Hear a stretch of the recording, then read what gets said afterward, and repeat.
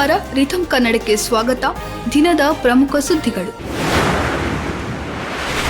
ಇಂದು ಭಾರತದ ಮಾಜಿ ಪ್ರಧಾನಿ ಅಜಾತಶತ್ರು ಅಟಲ್ ಬಿಹಾರಿ ವಾಜಪೇಯಿ ಅವರ ಜನ್ಮದಿನವಾಗಿದ್ದು, ಪ್ರಧಾನಿ ನರೇಂದ್ರ ಮೋದಿ ಅವರು ತಮ್ಮ ಎಕ್ಸ್ ಖಾತೆಯಲ್ಲಿ ವಿಡಿಯೋವೊಂದನ್ನು ಹಂಚಿಕೊಳ್ಳುವ ಮೂಲಕ ವಾಜಪೇಯಿ ಅವರಿಗೆ ಗೌರವ ಸೂಚಿಸಿದ್ದಾರೆ. ಬಲಿಷ್ಠ, ಸಮೃದ್ಧ ಮತ್ತು ಸ್ವಾವಲಂಬಿ ಭಾರತವನ್ನು ನಿರ್ಮಿಸಲು ತಮ್ಮ ಜೀವನವನ್ನು ಮುಡಿಪಾಗಿಟ್ಟವರು.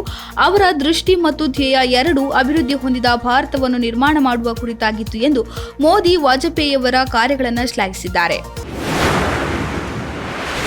ಮಹತ್ವದ ಕಾರ್ಯಗಳಲ್ಲಿ ರಾಷ್ಟ್ರಪತಿ ದ್ರೌಪದಿ ಮುರ್ಮು ಅವರು 5 ರಾಜ್ಯಗಳಿಗೆ ನೂತನ ರಾಜ್ಯಪಾಲರನ್ನ ನೇಮಿಸಿದ್ದಾರೆ.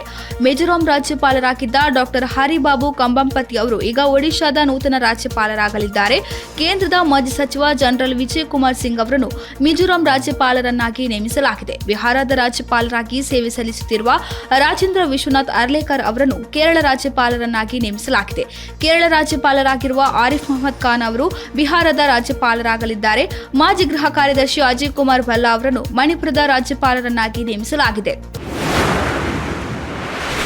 ಸಾಂಸ್ಕೃತಿಕ ನಗರ ಮೈಸೂರಿನ ರಸ್ತೆಯೊಂದಕ್ಕೆ ಕರ್ನಾಟಕದ ಮುಖ್ಯಮಂತ್ರಿ ಸಿದ್ದರಾಮಯ್ಯ ಅವರ ಹೆಸರಿಡುವ ಮೈಸೂರು ನಗರ ಪಾಲಿಕೆಯ ಮಂಡಳಿಯ ಪ್ರಸ್ತಾವನೆಗೆ ತೀವ್ರ ಆಕ್ಷೇಪ ವ್ಯಕ್ತವಾಗಿದೆ. ಅಧಿಕೃತ ಮೂಲಗಳ ಪ್ರಕಾರ ಕೆಆರ್ಎಸ್ ರಸ್ತೆಯ ಲಕ್ಷ್ಮೀ ವೆಂಕಟರಮಣ ಸ್ವಾಮಿ ದೇವಸ್ಥಾನದಿಂದ ಹೊರವರ್ತುಲ ರಸ್ತೆ ಜಂಕ್ಷನ್ವರೆಗಿನ ರಸ್ತೆಯನ್ನು ಸಿದ್ದರಾಮಯ್ಯ ಆರೋಗ್ಯ ಮಾರ್ಗ ಎಂದು ನಾಮಕರಣ ಮಾಡಲು ಪ್ರಸ್ತಾವನೆಯಲ್ಲಿ ಕೋರಲಾಗಿದೆ. ಚಾಮರಾಜ ಕಾಂಗ್ರೆಸ್ ಶಾಸಕ ಹರೀಶ್ ಗೌಡ ಅವರ ಸಲಹೆಯನ್ನು ಆಧರಿಸಿ ಮೈಸೂರು ಮಹಾನಗರ ಪಾಲಿಕೆ ನವೆಂಬರ್ 27ರಂದು ನಡೆದ ಸಭೆಯಲ್ಲಿ ಈ ನಿರ್ಧಾರವನ್ನು ತೆಗೆದುಕೊಂಡಿದೆ. ಕೌನ್ಸಿಲ್ ಸಭೆಯಲ್ಲಿ ಮಂಡನೆಯಾಗುವ ಮೊದಲು ಮೈಸೂರು ಜಿಲ್ಲಾಧಿಕಾರಿ ಮುಂದೆ ವಿಷಯ ಮಂಡಿಸಲಾಯಿತು. ನಂತರ ಎಂಸಿಸಿ ಡಿಸೆಂಬರ್ 13ರಂದು 30 ದಿನಗಳಲ್ಲಿ ಪ್ರಸ್ತಾವನೆಯ ಬಗ್ಗೆ ಸಾರ್ವಜನಿಕರಿಂದ ಅಭಿಪ್ರಾಯಗಳನ್ನು ಆಹ್ವಾನಿಸುವ ಪತ್ರಿಕಾ ಸೂಚನೆಯನ್ನು ನೀಡಿತು ಎಂದು ಮೂಲಗಳು ತಿಳಿಸಿವೆ. ಜಮ್ಮು ಮತ್ತು ಕಾಶ್ಮೀರದ ಪೂಂಚ್ ಜಿಲ್ಲೆಯ ಗಡಿ ನಿಯಂತ್ರಣ ರೇಖೆ ಬಳಿ ಸೇನಾ ವಾಹನ ಕಂದಕಕ್ಕೆ ಉರುಳಿಬಿದ್ದು ಕರ್ನಾಟಕದ 3 ಯೋಧರು ಸೇರಿದಂತೆ 5 ಯೋಧರ ಹುತಾತ್ಮರಾಗಿದ್ದಾರೆ. ಮಂಗಳವಾರ ಸಂಜೆ ಈ ಘಟನೆ ನಡೆದಿದ್ದು, ಸೇನಾ ವಾಹನವು ಮಾರ್ಗ ಮಧ್ಯೆ 150 ಅಡಿ ಕಮರಿಗೆ ಉರುಳಿಬಿದ್ದಿದೆ. ಈ ಅಪಘಾತದಲ್ಲಿ ಬೆಳಗಾವಿ ಬಳಿಯ ಸಾಂಬ್ರಾ ಗ್ರಾಮದ 45 ವರ್ಷದ ಯೋಧ ಸುಬೇದಾರ್ ದಯಾನಂದ ತೀರಕಣ್ಣವರ್, ಕುಂದಾಪುರ ಬಳಿಯ ಕೋಟೇಶ್ವರ ಬಿಜಾಡಿಯ 33 ವರ್ಷದ ಅನೂಪ್, ಬಾಗಲಕೋಟೆ ಮಹಾಲಿಂಗಪುರದ 25 ವರ್ಷದ ಮಹೇಶ್ ಮರಿಗೊಂಡ ಮೃತಪಟ್ಟಿದ್ದಾರೆ. ಮುಂದಿನ ವರ್ಷ ನಡೆಯುವ ಐಸಿಸಿ ಅಂಡರ್ 19 ವನಿತಾ ಟಿ20 ವಿಶ್ವಕಪ್ ಕ್ರಿಕೆಟ್ ಪಂದ್ಯಾವಳಿಗೆ ಭಾರತದ 15 ಸದಸ್ಯರ ತಂಡವನ್ನು ಪ್ರಕಟಿಸಲಾಗಿದೆ. ತಂಡದ ನಾಯಕಿಯಾಗಿ ನಿಕಿ ಪ್ರಸಾದ್ ಮುಂದುವರೆದಿದ್ದಾರೆ.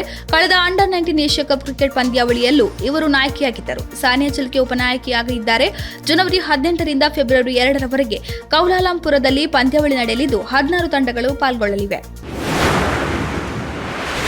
ನಟ ಶಿವರಾಜ್ ಕುಮಾರ್ ಅವರು ಅನಾರೋಗ್ಯದ ಕಾರಣ ಚಿಕಿತ್ಸೆಗಾಗಿ ಅಮೆರಿಕಾಗೆ ತೆರಳಿದ್ದು, ಅಲ್ಲಿ ನಡೆಸಲಾಗಿದ್ದ ಕಿಡ್ನಿ ಶಸ್ತ್ರಚಿಕಿತ್ಸೆಯ ಯಶಸ್ವಿಯಾಗಿದೆ ಎಂದು ಅವರ ಆಪ್ತ ಮೂಲಗಳಿಂದ ಮಾಹಿತಿ ಲಭ್ಯವಾಗಿದೆ. ಅಮೆರಿಕದ ಮಿಯಾಮಿ ಕ್ಯಾನ್ಸರ್ ಆಸ್ಪತ್ರೆಯಲ್ಲಿ ಭಾರತೀಯ ಕಾಲಮಾನ ಡಿಸೆಂಬರ್ 24ರ ಸಂಜೆ 6 ಗಂಟೆಯಿಂದ ಶಸ್ತ್ರಚಿಕಿತ್ಸೆ ನಡೆಸಲಾಗಿದ್ದು, ತಡರಾತ್ರಿಯವರೆಗೆ ಶಸ್ತ್ರಚಿಕಿತ್ಸೆ ಮುಂದುವರೆದಿತ್ತು. ಡಾಕ್ಟರ್ ಮುರುಗೇಶ್ ಅವರ ನೇತೃತ್ವದಲ್ಲಿ ಚಿಕಿತ್ಸೆ ನಡೆಸಲಾಗಿದ್ದು, ಚಿಕಿತ್ಸೆ ಯಶಸ್ವಿಯಾಗಿದೆ.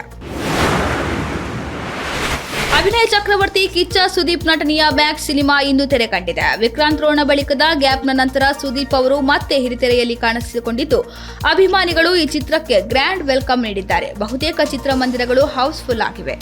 ಇದಾಗಿತ್ತು ಈ ಹೊತ್ತಿನ ಪ್ರಮುಖ ಸುದ್ದಿಗಳು. ಇನ್ನಷ್ಟು ಹೆಚ್ಚಿನ ವಿಚಾರಗಳಿಗಾಗಿ ವೀಕ್ಷಿಸಿ ರಿಥಮ್ ಕನ್ನಡ.